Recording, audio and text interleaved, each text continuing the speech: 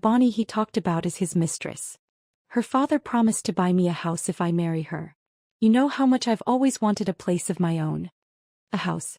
Seriously? He had no idea. What he didn't know was that I was the daughter of the chairman of Gold Leaf Realty Group.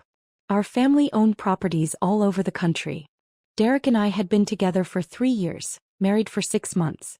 Back in college he had pursued me relentlessly for half a year, 6 full months of unwavering effort. When I finally agreed to be with him, he treated me like a queen, making me the envy of everyone around us.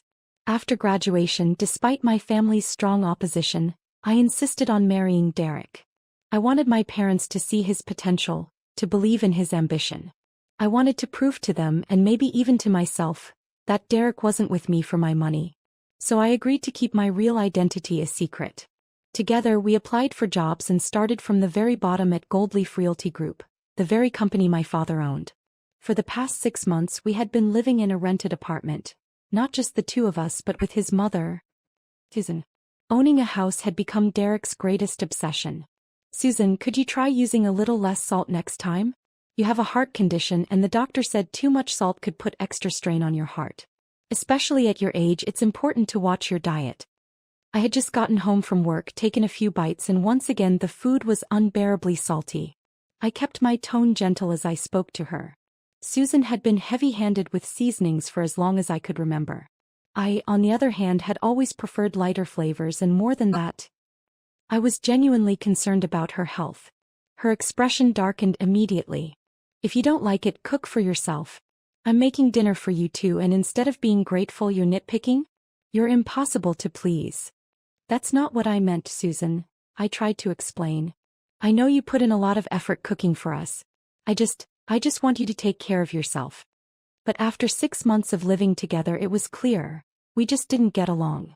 For Derek's sake I swallowed my pride every time. I didn't want these trivial conflicts to drive a wedge between us. So I always made an effort to soften my words when talking to her. Well, I won't cook anymore.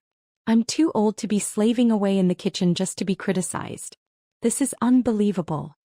With that she stormed off to her room. I turned to Derek expecting, hoping, for something, anything. But he just kept eating, head down, acting as if none of this had happened. As if I wasn't even there. Are you seriously not going to say anything? Can't you at least say a few words to comfort her? I nudged his arm, frustration bubbling up inside me. 6 months. For 6 months. He had done this, stayed silent, avoided taking sides, pretended like our conflicts didn't exist. Every time Susan and I had an argument, he buried his head in the sand like an ostrich, distancing himself as if he were just a bystander, as if this wasn't his home, his family. Not once had he ever stood up for me. And honestly, if he had just made his stance clear, if he had supported me even a little, things wouldn't have gotten this bad. Maybe, just maybe, Susan and I wouldn't be at each other's throats all the time. The next morning, as soon as I stepped into the bathroom, I saw Susan tossing dirty clothes into the washing machine. Wait a second, Susan. Socks need to be washed separately. It's not hygienic. I rushed to stop her. She barely glanced at me. What's so unhygienic about it? We didn't even have a washing machine back in the day. Clothes, socks, everything was washed together. And look at me, I've lived this long just fine. Ignoring me completely, she dumped detergent into the machine and kept going. Susan, seriously, this isn't sanitary. You should be grateful I'm even doing your laundry. I cook, I clean, I take care of everything like a maid. And you're still not satisfied. She shot me a look, then walked off, deliberately pressing the start button on the way out. I let out a slow breath. Why was it so hard to get along with my mother-in-law? I didn't have time for this, I was already running late. Swallowing my frustration, I hurried to get ready for work. That night, as soon as I stepped into our room, I found Derek sitting on the bed, his face dark with worry. I didn't even have to ask. His mother had obviously complained to him. Again. Miranda, can you stop arguing with my mom every day? She's getting old. She cooks and cleans for us, it's not easy for her. His voice was laced with irritation. Can't you just go a day without making a fuss? Making a fuss? I almost laughed. This man, who never said a word when his mother took jabs at me, who buried his head in the sand every time there was a conflict, he finally spoke up, and it was to blame me? How exactly am I making a fuss, Derek? When have I ever raised my voice at her? Why am I the one being accused? Do you even have a sense of fairness? I was furious. All I hear when I come home is you two going at it. I'm exhausted. I'm already stressed enough at work. Can't you just let me have some peace? I clenched my fists, barely containing my anger. You think I want this, Derek? You think I enjoy fighting every day? Tell me, what did I say that was so wrong? 6 months. Ever since I moved in with Susan, my fights with Derek had become more and more frequent. And now, more often than not, he slept in the study. The silence between us was growing. It hadn't always been like this. We used to be so happy. Back in college, he'd walk me to class, take me hiking, hunt down the best food spots with me. Everyone envied me. They used to call Derek the perfect boyfriend. Thoughtful, devoted, the kind of guy who would do anything for the girl he loved. But now I barely recognized the man sitting in front of me. That weekend I went back home. Since getting married, I had never brought Derek with me, not even once. To keep my secret, I always returned alone, slipping in and out without notice. Even when I met up with my parents, we arranged to do it at restaurants instead of at home. Every time I saw them, I put on a bright smile and told them I was doing great, that they didn't need to worry. Every argument, every moment of frustration, I kept it all to myself. Miranda, we agreed not to let Derek's family know about us right away to push him to grow. But that doesn't mean you should suffer, understand? My mother looked at me, concern etched across her face. Look at you, you've lost weight again. I can't help but worry. Her eyes, full of love and worry, made my chest tighten. I forced a reassuring smile. Mom, I'm fine. Really.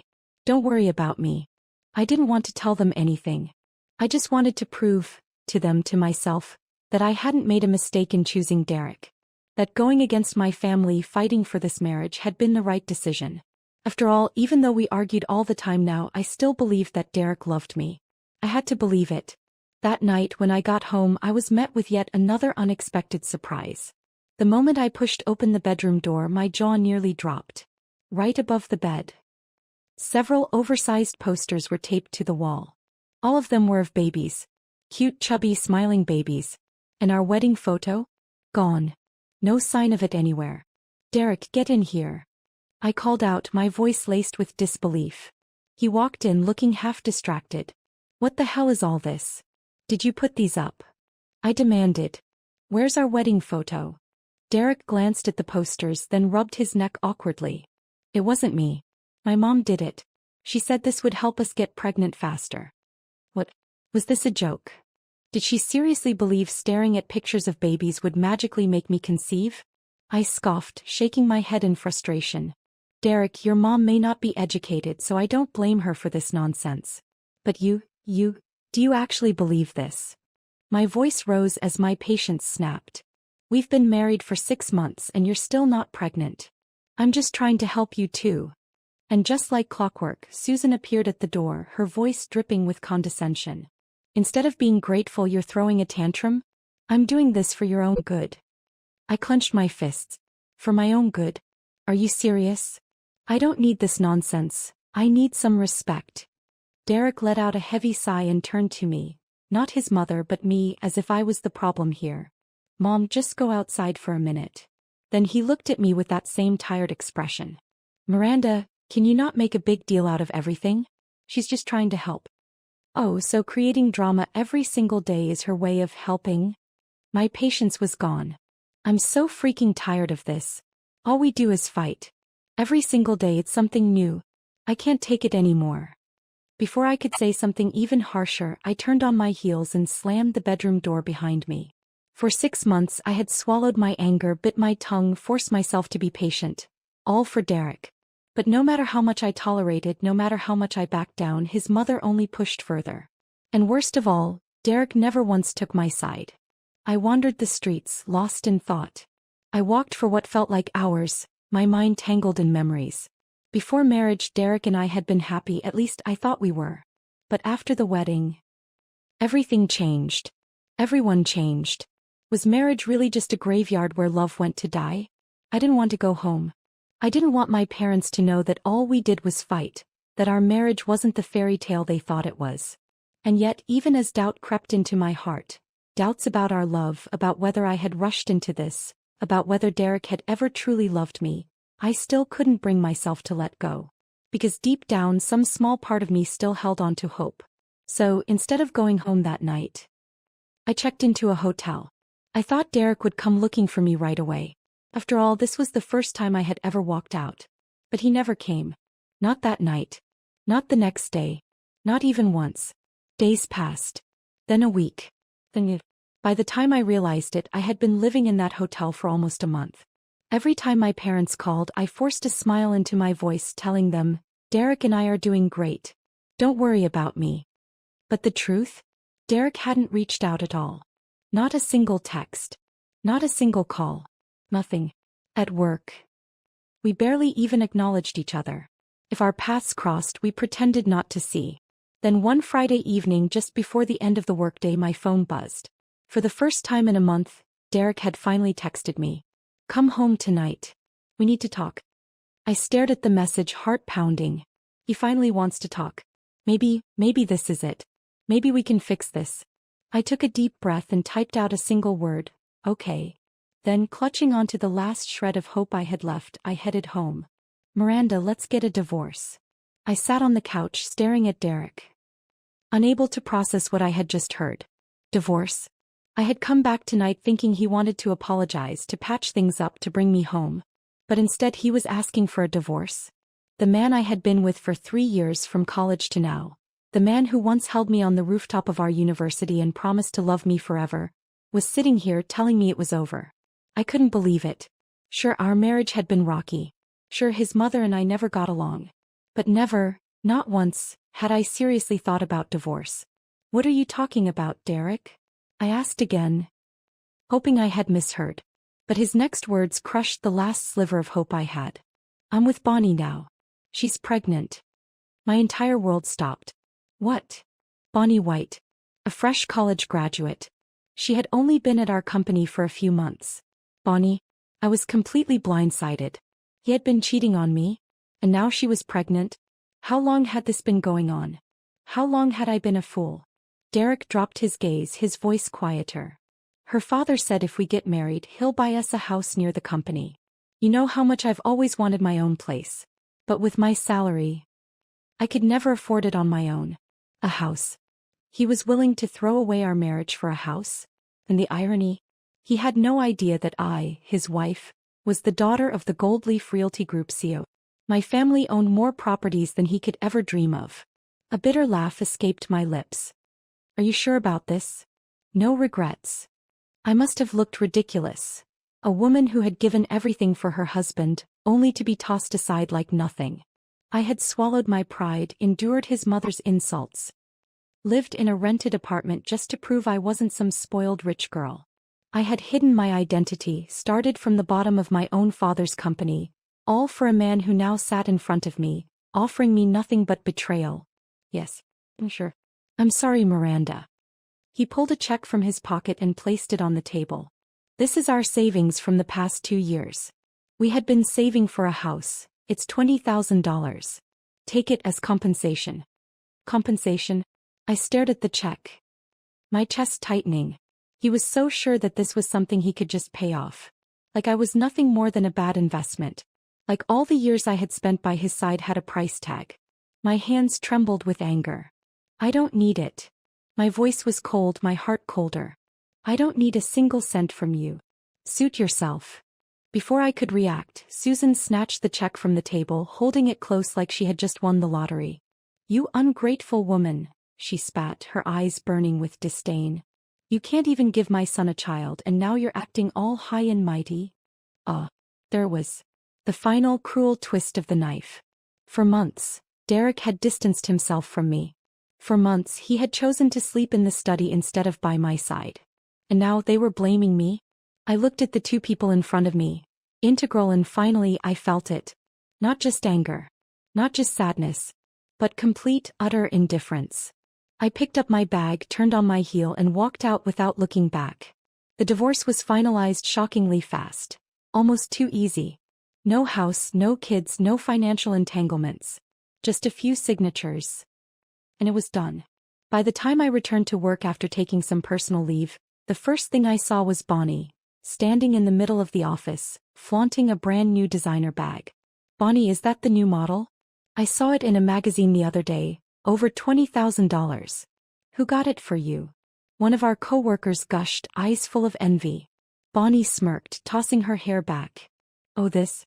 My boyfriend got it for me." I watched her bask in the attention, and for the first time, a flicker of regret crossed my mind. I should have taken that money. If I had known it would end up buying Bonnie luxury gifts, I would have at least burned it for some satisfaction. "We're getting married next month. You all have to come." Her voice rang through the office, instantly drawing gasps. "Wait, what? Already? Is this a shotgun wedding, or were you just hiding it from us this whole time?" "Yeah, that's fast. Spill the details." The gossiping swarmed around her like bees to honey, firing off questions. Bonnie just smiled, saying nothing, as she started passing out wedding invitations one by one. And then she stopped in front of me. Her lips curled into an exaggerated, mocking smile. "Miranda, you have to come. You're the one I'm looking forward to seeing the most. You wouldn't disappoint me, right?" A direct challenge. Her eyes glowed with smug satisfaction, waiting for me to react. But instead of giving her the satisfaction of a breakdown, something inside me clicked. A strange sense of clarity. Derek and I had kept our relationship completely private at work. He once told me it was to avoid unnecessary complications. So we never commuted together. He took the subway while I drove a beat-up old Ford, a car I had specifically bought from a second-hand dealer, just to keep up the illusion of an ordinary life. I had hidden everything, my background, my family, my wealth. But Bonnie knew. She knew everything. She must have known for a while now. After all, she was marrying my ex-husband. I met her gaze, unfazed, and reached out to take the invitation. "Of course I'll be there." And when the wedding day arrived, I showed up. I sat there watching them on stage, basking in their so-called happiness. But all I could see in my mind was myself. A few years ago, a few months ago.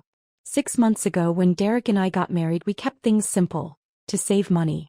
My one and only wedding, and I had cut corners on everything. No designer gown. No diamond ring. Nothing extravagant. Because Derek's family had no savings, I had covered every single expense for our wedding. Back then, I truly believed that as long as he loved me, nothing else mattered. I still remembered him holding my hands that day, promising, "One day when things get better, I'll give you the wedding you deserve. I'll buy you the perfect dress, a real diamond ring. Something big. I'll make it up to you." I had believed him. And yet here we were. 6 months later, already divorced. How laughable. A murmur rippled through the guests around me, their voices hushed but unmistakable. "Did you hear? Bonnie's already pregnant. No wonder they got married so fast. Look at Derek's mom, she's grinning from ear to ear. Guess she finally got the grandchild she's been waiting for. I heard Bonnie's family bought them a house as a wedding gift. Wow, Bonnie's family must be well off. Derek really hit the jackpot." My fingers curled around my glass. So that was it. He had traded me in for a bigger house and a richer family. I barely even felt anything anymore. By the time the couple made their way around the room for the traditional toast, Bonnie's smirk was impossible to miss. Arm in arm with Derek, she raised her glass, her eyes locking onto mine with undisguised glee. "Miranda, you actually came. I was worried you wouldn't show up." The smugness in her voice made my skin crawl. To her, I was nothing more than a loser, the discarded first wife who had lost to her. But why should I make this so easy for her? Why should I let a homewrecker act so high and mighty in front of me? I smiled, swirled my wine glass, and as I took a sip, I casually reached for my phone. If Bonnie and Derek thought they had won, it was time to remind them exactly who they had underestimated. I typed a short message and hit send. To my father, the CEO of Goldleaf Realty Group. "Dad, I'm at the Westin Hotel. Can you come pick me up? I had a little too much to drink." Seconds later, my phone buzzed with a reply. "On my way." As the wedding wrapped up, Bonnie and Derek walked us to the entrance of the hotel. Laughter and conversation filled the air as colleagues teased the newlyweds. "Derek, where are you two going for your honeymoon? Don't forget to bring us souvenirs when you get back." Marriage is amazing. Having someone who loves you unconditionally, what a dream. Everyone was in high spirits, until we stepped outside and the chatter suddenly came to a halt. Gasps. Whispers. Stunned silence. Oh my God, look over there. It's Mr. Astor. Someone nudged Derek. Dude, you didn't tell us you invited the company's CEO to your wedding. That's some serious influence. Are you crazy? Why would Mr. Astor be here for Derek? Looks like he's waiting for someone. Bonnie stood frozen, her face pale with confusion. But Derek? I could almost hear the gears turning in his head, the frantic, desperate attempt to make sense of it all. Because there stood my father, Astor himself, the CEO of Goldleaf Realty Group.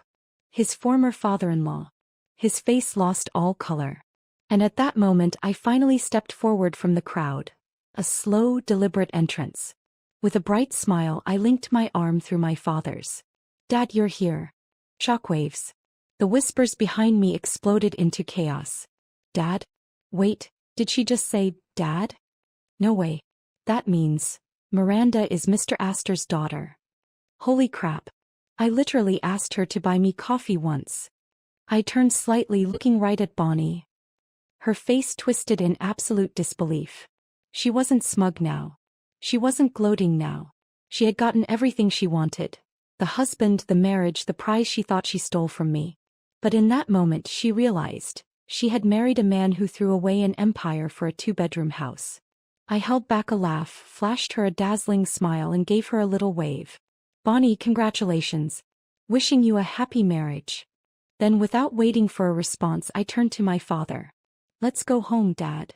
And as we drove away, leaving behind a stunned, humiliated Derek and Bonnie, I had never felt lighter. The next morning I went to work as usual. But as soon as I stepped out of my car, I saw Derek standing by the company entrance. His suit was wrinkled, his face pale and haggard. He looked like he hadn't slept all night. Miranda, wait. He grabbed my wrist, desperation written all over his face. I pulled my hand back, looking at him like he was nothing more than a stranger. What's wrong? I asked, my voice dripping with sarcasm. Shouldn't you be on your honeymoon with your pregnant wife? Or did you suddenly realize you married the wrong woman?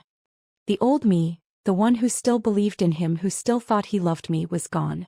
The only thing I felt for Derek now was pure, unfiltered disgust. A cheating husband. That's all he was. Why did you lie to me? His voice was hoarse, eyes filled with accusations. Lie to you? About what? You're the heiress of Goldleaf Realty Group. Your father is the CEO. Why didn't you ever tell me? Why did you keep it from me all these years? I almost laughed. That's what he was upset about. Not that he had cheated on me. Not that he had abandoned our marriage for money. No, what truly bothered him was that I hadn't told him I was rich. I crossed my arms, staring at him in disbelief. Oh, I see. So if you had known, you wouldn't have cheated? You wouldn't have divorced me for Bonnie? Is that it, Derek? My voice was cold, cutting through the morning air. Even now you still think it's someone else's fault. You still think you're the victim. I watched as his expression twisted, his jaw clenching. And in that moment, I truly realized, I had wasted 3 years of my life on a man I never really knew. What a joke. Derek suddenly reached out, his voice breaking. If I had known, I never would have looked at Bonnie. I love you, Miranda. His arms moved toward me as if he wanted to hold me, as if he had any right to touch me. But I shoved him away so hard he nearly stumbled. My lips curled in disgust. Don't touch me. You make me sick. And with that I turned on my heel and walked into the building, leaving him standing there, pathetic, desperate, and too late. For the first time in 3 years. I saw him for exactly what he was. And I never felt so free. As expected, today was anything but peaceful. Now that my real identity had been exposed last night, my parents had inevitably found out about my divorce as well. My mom was livid. That Derek. He never deserved you. I should have never agreed to this marriage in the first place. My dad was just as frustrated. That man is worthless. Now that you're divorced, come home. There's no need for you to stay in that company any longer. Miranda, I want you to work directly under me. I'll personally teach you the business. My secretary Lily will arrange everything for you first thing tomorrow. There it was. When everything fell apart, the only people who stood by me, unconditionally without hesitation, were my parents. And honestly, maybe this was for the best. By afternoon I had been relocated to the top floor of the company, far away from my old department, from the co-workers who were probably still buzzing about last night's drama. I didn't care. I had no interest in being the center of office gossip. During my lunch break, my phone rang. I glanced at the screen. Susan. My former mother-in-law. She must have found out everything too. For a second I debated ignoring it. If it weren't for her, if she hadn't constantly stirred up conflict, if she hadn't made our home unbearable, maybe my marriage wouldn't have fallen apart so quickly. Then again, maybe I should thank her.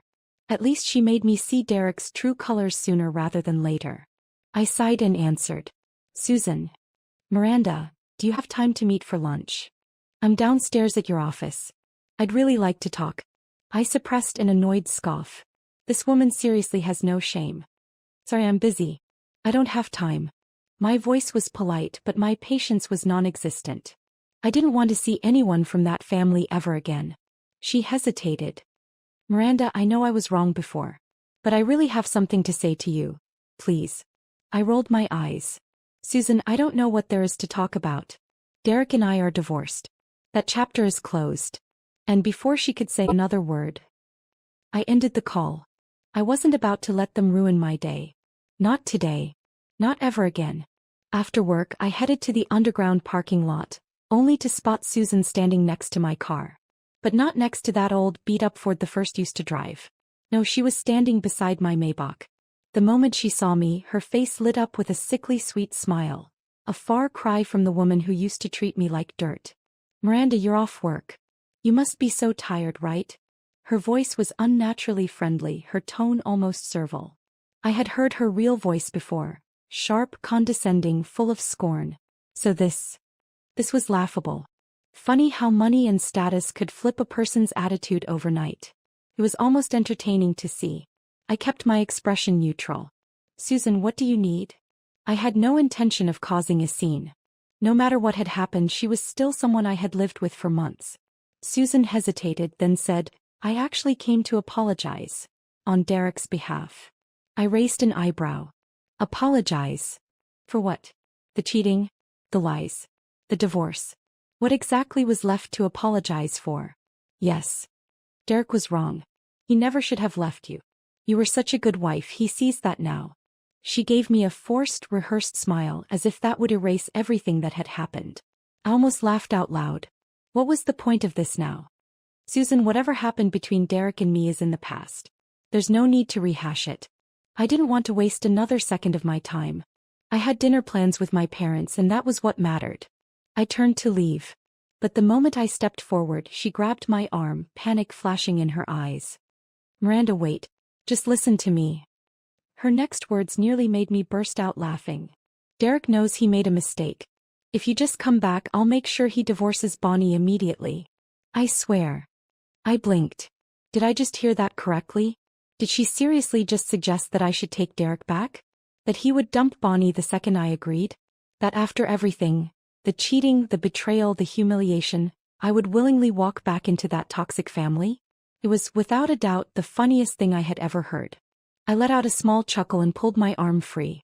Without another word, I opened my car door, slid into the driver's seat and drove away, not sparing her a single glance. That night, when I returned to my parents' house, it finally felt like I could breathe again. For the first time in a long while, I felt at home. After dinner, I sat between them watching TV, something we hadn't done together in years. Miranda, be good and move back home, all right? We don't feel at ease with you living alone. My mother had barely let go of my hand since I got back. My father, usually the stern and serious type, actually cracked a joke. You know, ever since you left, this TV barely gets turned on. Your mom and I had no reason to watch anything. I couldn't help but smile. All right. I'll stay home from now on. You'll be stuck with me every day. I leaned against my dad's shoulder, feeling a warmth I hadn't felt in years. For so long, I had thrown myself into my marriage, distanced myself from my family, all to prove a point that was never worth proving. And now, sitting here with them, I finally understood. Home was where I was truly safe. Before heading to bed, I suddenly remembered something. Dad, I know I'm divorced now. But let's be fair about this. If Derek still wants to keep working at the company, just let him. I had no interest in giving him the satisfaction of thinking I was out for revenge. My father nodded, not arguing. If that's what you want, then that's how it'll be. Later that night, as I stood in my childhood bedroom, memories washed over me. I had barely spent any time here since getting together with Derek. During college breaks, we'd go on trips, practically glued to each other every day. After marriage, in order to hide my real identity, I had never stayed here. The only times I returned were in secret, alone. And yet, standing here now, I felt more at peace than I ever had in my marriage. There were no lies here. No compromises. Just freedom. The next few days passed smoothly. No drama. No stress. Just quiet, normal days. Until one evening when I left work and saw Bonnie waiting in the parking lot. Even from a distance, I could tell her belly was starting to show. Derek's child. I really didn't need this. As soon as she spotted me, she straightened her posture, pressing her hand against her back, as if she were showing off. Miranda, stop right there. I sighed. What do you want?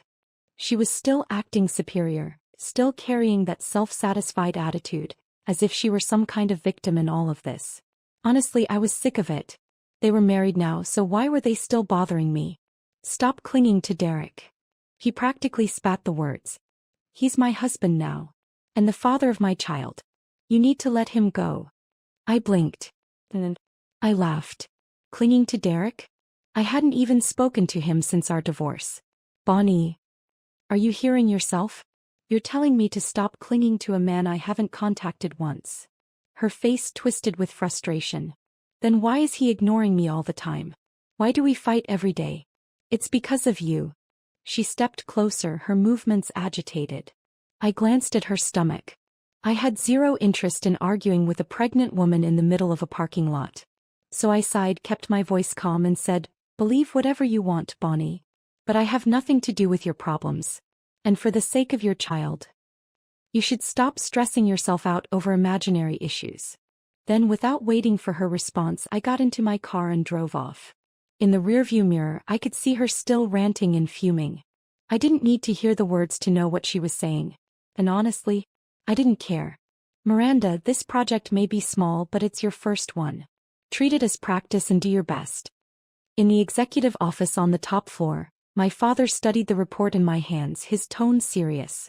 I understand that you'll be going to Manhattan tomorrow to finalize the contract. I'll have Lily accompany you, she'll assist with anything you need. Make sure to discuss things with her if any issues arise, alright? Ever since I moved to the top floor, my father had been personally guiding me through the company's operations. And now this project was his way of testing me, a chance to prove myself. After the divorce, I was grateful that I hadn't allowed myself to sink into self-pity. Instead, I found a new kind of fulfillment in my work. Because as it turned out, love and marriage weren't everything. Women could build careers just like men, create their own success, carve out their own place in the world. We didn't have to be confined to kitchens and living rooms, consumed by trivial domestic conflicts. I smiled confidently. Got it, Dad. I'll make sure this deal goes through successfully, don't worry. The next day, Lily and I headed to Manhattan for the signing. 2 days later, when I returned to the office, I was met with cheers. Congratulations, Ms. Astor. You closed your first deal so smoothly. That's right, after divorcing Derek, I had officially reclaimed my real last name. And with my return from Manhattan, I had moved into my new office as the newly appointed marketing director of Goldleaf Realty Group.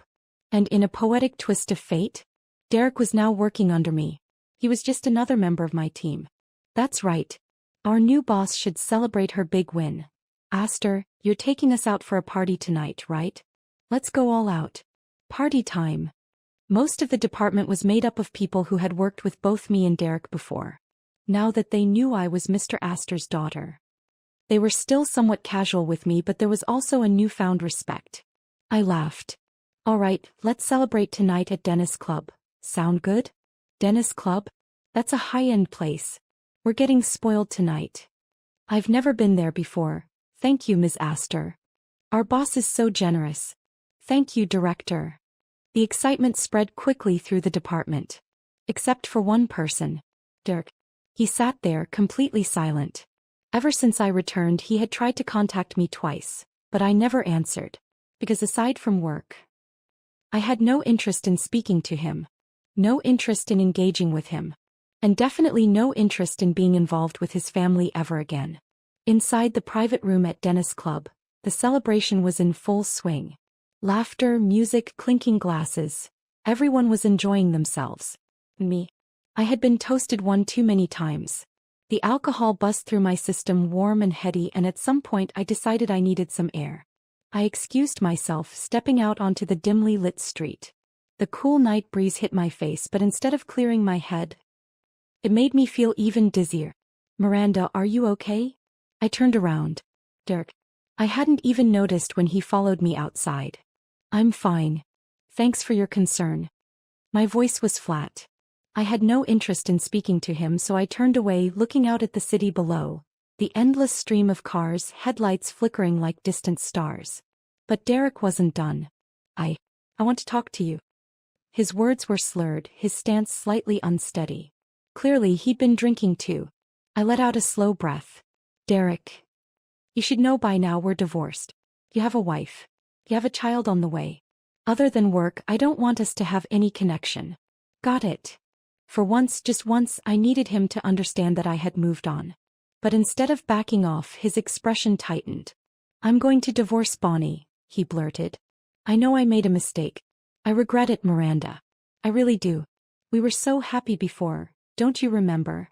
I almost laughed. Ah yes. The classic cheater's logic. Derek took a step closer, his desperation rising. His hand reached out, as if he actually thought he could touch me again. But before he could lay a finger on me, a firm grip yanked him back. "I wouldn't do that if I were you." A deep voice cut through the night. I turned. "Martin?" For a moment I thought I was seeing things. Martin Washington. My old high school classmate. And at one point the boy who lived next door to me. He had left for overseas studies right after graduation, and we had lost touch over the years. I never expected to see him here tonight. Derek's face twisted in confusion. "Who the hell are you?" Martin didn't even flinch. "That doesn't matter." His voice was calm, but there was an unmistakable edge to it. "What matters is that she clearly doesn't want to talk to you. So I suggest you leave." Derek clenched his fists as if debating whether to argue. But something in Martin's gaze, cold, unwavering, made him hesitate. I crossed my arms, watching Derek squirm under the pressure. "You heard him, Derek. Leave." For a long second, Derek stood there, face dark with frustration. But in the end he had no choice but to back off. Without another word, he turned and stumbled away into the night. The moment he was gone, I let out a small sigh. Martin turned to me, his expression softening. "It's been a while, Miranda." And just like that, a chapter from my past reopened itself. One I hadn't even realized I had missed. "Thanks for bringing me home."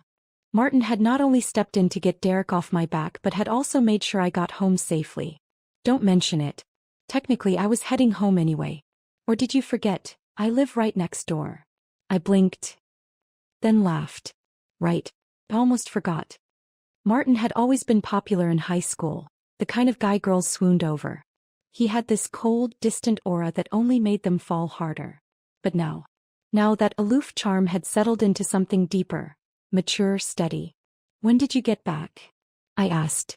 "Just a couple of days ago. And this time I'm staying for good." Something about the way he said it made me pause, but I didn't think too much of it. "Well, good night then. I'm heading in." With that, I turned and stepped inside my house. The next morning, the office was buzzing with an unexpected piece of news. By the time I walked in, small clusters of employees were already whispering about it. Bonnie had been hospitalized. I frowned. "Bonnie?" Catching part of a conversation, I slowed my steps. "I heard Derek got drunk last night and they had a huge fight at home. He lost control and pushed Bonnie. She fell and they had to rush her to the hospital." "Is she okay?" someone else asked. "Yeah. The baby's fine. And Bonnie's not seriously injured. But I went to see her this morning. She's in a terrible mood." A hush settled over the group. They've only been married for what? A few weeks. What a mess. Can you imagine? He just married her and he's already getting violent. I stood there for a moment processing the news. And then I felt nothing. Not surprise. Not sympathy. Nothing. This was exactly the kind of man Derek had always been. Maybe Bonnie had convinced herself that taking someone else's husband would lead to happily ever after. But reality was far less forgiving. That afternoon, just as I was about to step out for a coffee, Derek barged into my office. "Miranda, did you hear? Bonnie got hurt last night." His eyes were bloodshot, his face pale and exhausted, like a man unraveling at the seams. I barely spared him a glance. "Then take a few days off and go take care of her at the hospital." I grabbed my purse and turned toward the door. Whatever happened between him and Bonnie had nothing to do with me. But before I could take a step, he lunged forward and grabbed my arm. "Don't go." His grip was tight, too tight. "Miranda, don't you get it? I fought with her because of you. That's why it happened.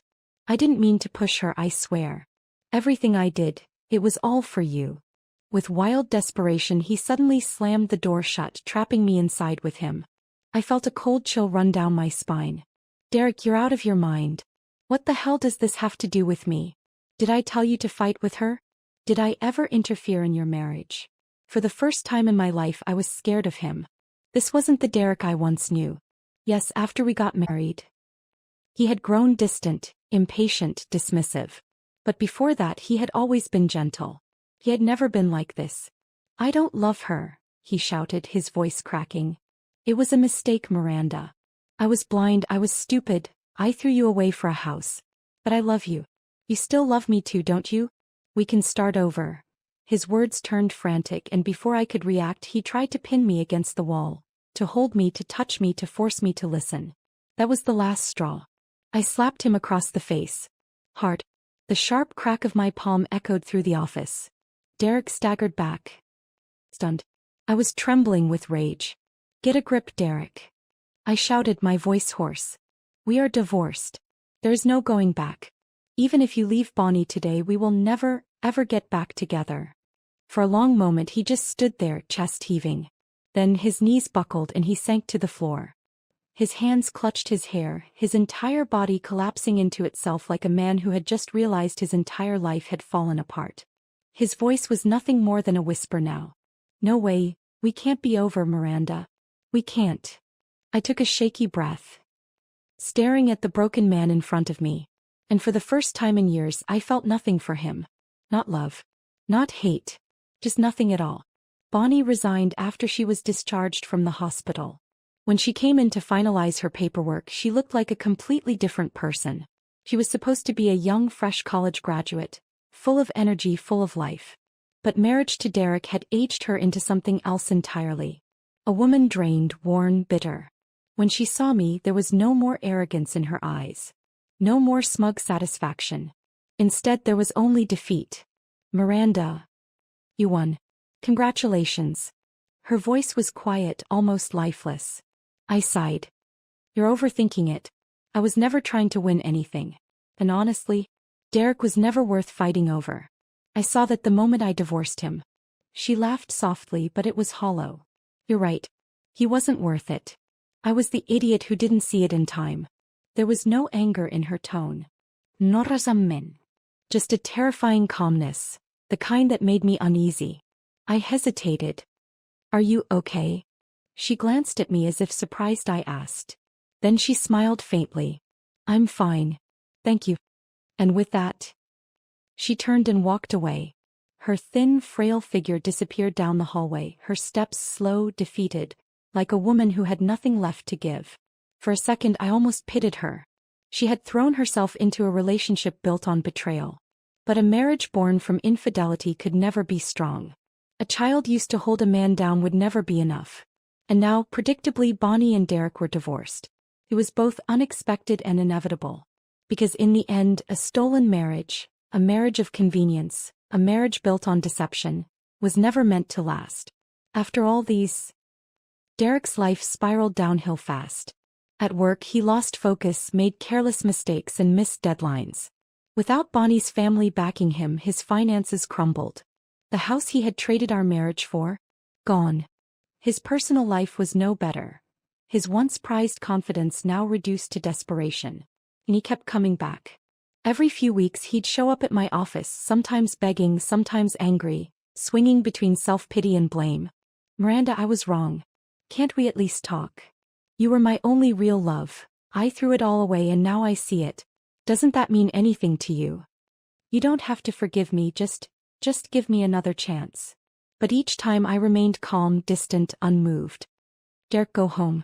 There's nothing left between us. And finally, after his last humiliating attempt, he seemed to accept reality. He never came back again.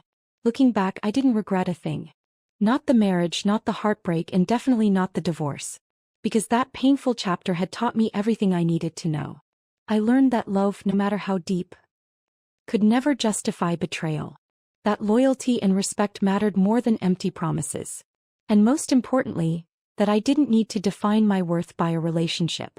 For too long, I had poured everything into a man who never truly deserved me. Now I poured everything into myself. My career was thriving, my family supported me, and for the first time in years I felt free. I didn't need closure from Derek, because I had already given it to myself. And as for the future,